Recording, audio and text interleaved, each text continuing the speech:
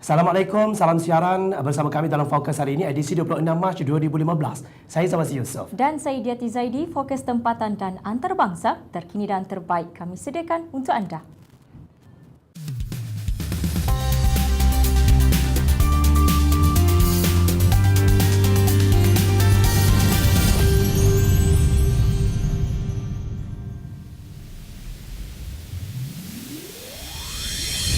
Tajuk utama Fokus hari ini 26 Mac 2015. Malaysia kurangkan defisit berperingkat dengan kadar 3.5% tahun lalu. Kes saman dua bekas Menteri Besar Selangor selesai secara baik.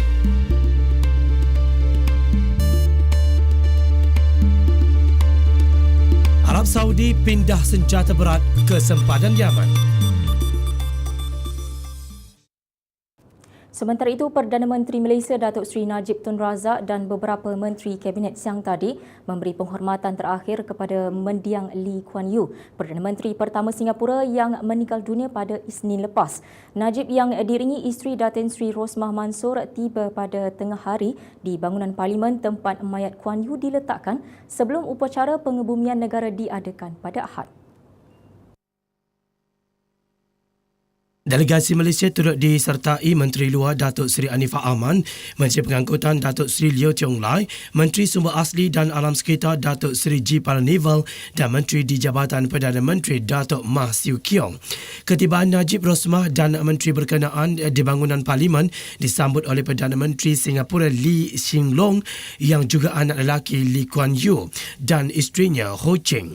Bagi pihak kerajaan dan rakyat Malaysia, Najib berkata Kuan Yew merupakan seorang tokoh ulung yang kepimpinan, wawasan, kecekalan dan ketabahan telah membantu membentuk Singapura menjadi apa yang dicapainya kini, sebuah negara maju dan kukuh ekonomi. Beliau berkata Kuan Yew akan terpahat dalam sejarah sebagai tokoh terkemuka yang wawasan dan kepimpinannya telah membantu dunia menjadi tempat yang lebih baik. Menurutnya, Kuan Yew juga merupakan tokoh yang membantu membentuk Asia Tenggara sebagai rantau yang aman dan makmur. Kes saman membabitkan dua bekas Menteri Besar Selangor selesai secara baik hari ini selepas Dr. Muhammad Khair Toyo memohon maaf kepada Tan Sri Abdul Khalid Ibrahim di Mahkamah Tinggi siang tadi. Kenyataan permohonan maaf secara terbuka yang dibacakan oleh Dr. Muhammad Khair itu direkodkan oleh Pesuruhjaya Kehakiman M. Gunalan. Abdul Khalid dan Dr. Muhammad Khair yang kelihatan ceria berjabat tangan sejurus Dr. Muhammad Khair selesai membacakan kenyataan tersebut. Pada awal prosiding, Peguam Sangkaran Nair yang mewakili Abdul Khalid memaklumkan kepada mahkamah bahawa kedua-dua pihak telah mencapai penyelesaian secara baik melalui proses mediasi yang dijalankan sebelum ini. Beliau memaklumkan mahkamah bahawa kedua-dua kes saman itu diselesaikan dengan kos dan pihak Dr. Muhammad Khair akan mengemukakan permohonan maaf secara terbuka di mahkamah. Pada 18 Februari 2009, Abdul Khalid memfailkan dua saman fitnah terhadap Muhammad Khair berhubung kenyataannya mengenai Abdul Khalid dalam isu pembelian kereta Lexus dan pembelian 46 ekor lembu korban. Kementerian Pendidikan disaran menyerahkan kontrak mencetak buku teks sekolah menengah kepada Dewan Bahasa dan Pustaka DBP bagi menjamin kualiti penerbitannya. Presiden Persatuan Pengusaha Percetakan Melayu Malaysia, Datuk Badruddin Abu Bakar berkata syarikat swasta yang menguasai 80% kontrak percetakan gagal memasukkan unsur tanggungjawab sosial dalam tugas yang dilaksanakan mereka sehingga buku teks sekolah menengah yang dicetak mengandungi banyak kesalahan.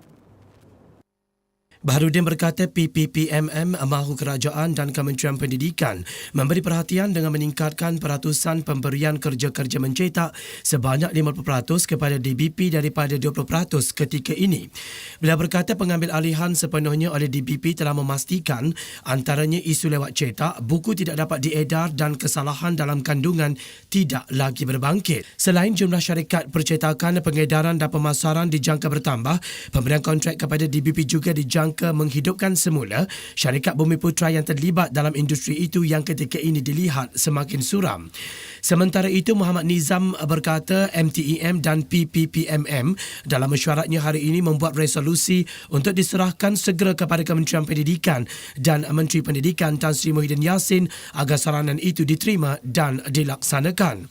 Beliau berkata dengan DBP selaku pemegang kontrak institusi yang sekian lama terkenal dalam memartabatkan bahasa dapat memandu dan menyelia syarikat percetakan sekaligus mengurangkan risiko kesalahan yang tidak sewajarnya. Selaras dengan kepentingan buku teks selaku rujukan utama pelajar dan guru dalam proses pengajaran dan pembelajaran.